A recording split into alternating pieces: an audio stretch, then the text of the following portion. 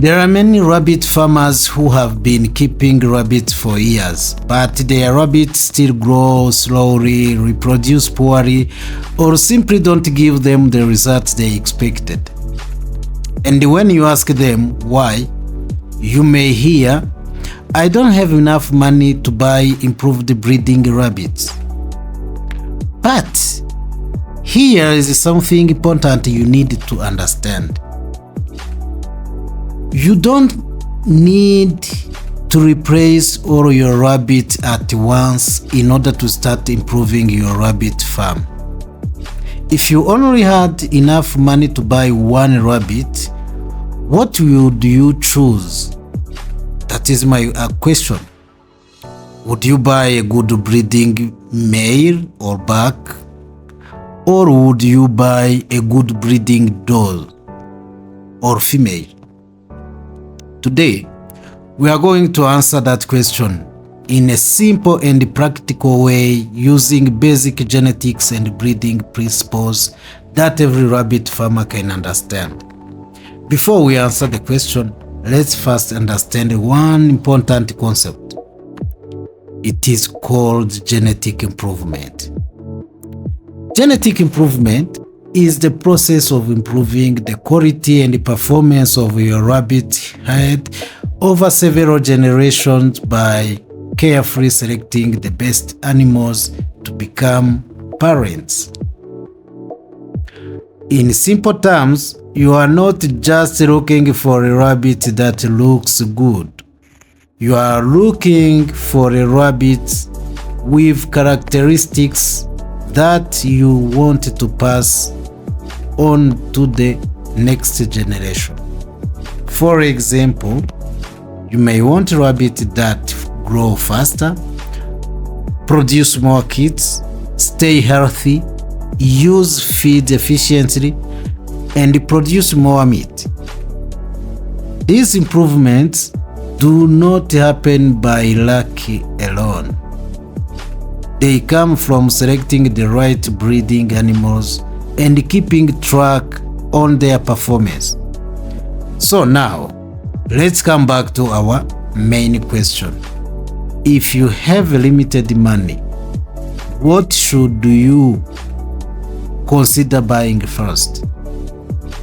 If your existing does are healthy and good enough for breeding, a good breeding buck can be a very useful place to start. You wanna know why? Let's take a simple example. Imagine you have 10 does. If you buy one good doe, that doe or female will produce her own kids. That is useful. But her genetic contribution will mainly begin with her own family line. Now, imagine that instead of buying that one female, you may buy one good, healthy, and breeding male. That buck or male can potentially be used with several healthy does or female in your head. This means that the male's genetics can contribute to offspring from multiple females. And this is where we see what we can call genetic impact. One breeding animal can influence the next generation depending on how many offspring it produces and how well those offspring perform. Let's make this even easier to understand.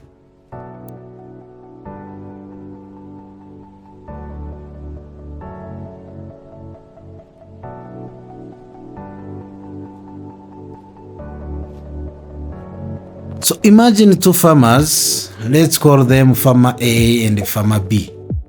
Both farmers have 10 ordinary does or females. Farmer A decided to buy one good female. That's a new female may produce good kids. And if she has good genetics and performs well, some of those desirable traits may be passed on to her offspring. But the improvement starts with one dose or one female and her own offspring. So now, let's look at a farmer B. Farmer B decided to buy one male, one good breeding male. He uses that male with healthy dose or females that are suitable for breeding. Now, that one male can potentially contribute to offspring from several different does or females. So the genetic of that buck can appear across multiple families of kids. This is the key difference. On one side, you have one good female starting her own family line. On the other side, you have one good female potentially contributing to several families of offspring. That is why when your own existing does or females are healthy and suitable for breeding, a good breeding male can be a powerful way to start improving the genetics of your herd or farm with a relatively small investment. But there is something very important I want you to understand. This female not mean that a male is always better than a female. And it doesn't not mean that you can buy one good male and forget about everything else. No. Genetic improvement requires good breeding animals on both sides. A good male needs a good female.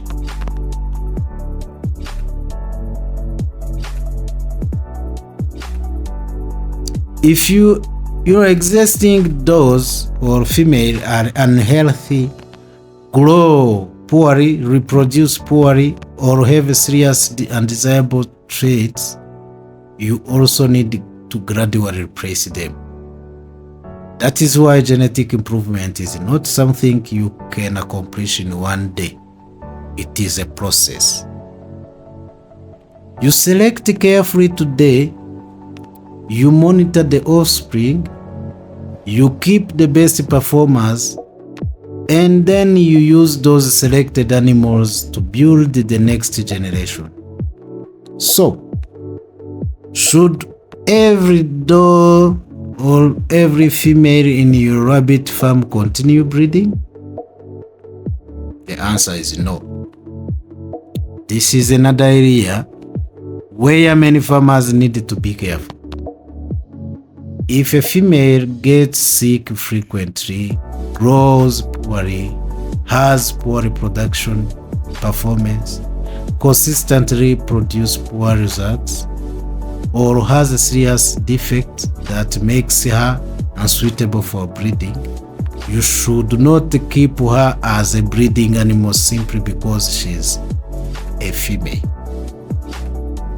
This is where selection becomes very important. You need to ask yourself, which rabbit do I want to contribute to the next generation? Those are animals you should prioritize for breeding.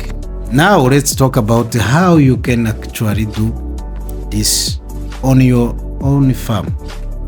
First, if you want to improve your farm genetically, look for a good breeding male from a reliable farmer or breeding program. Second, do not buy a rabbit simply because it is large or looks attractive. The third one, if possible, learn about its background. Find out how its parent performed. Did they grow well? Did they reproduce well? Did their offspring grow well? Did they have a good healthy history? This information can be much more valuable than simply looking at the rabbit color or appearance. The other thing, use the male with healthy female that are suitable for breeding. Do not assume that every female in your farm should be bred. And the fourth one, start keeping performance record. If you want to improve your rabbit farm, do not depend only on memory.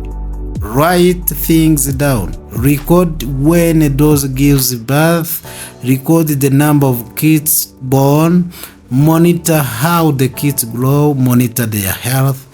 And where possible, track their performance as they are mature.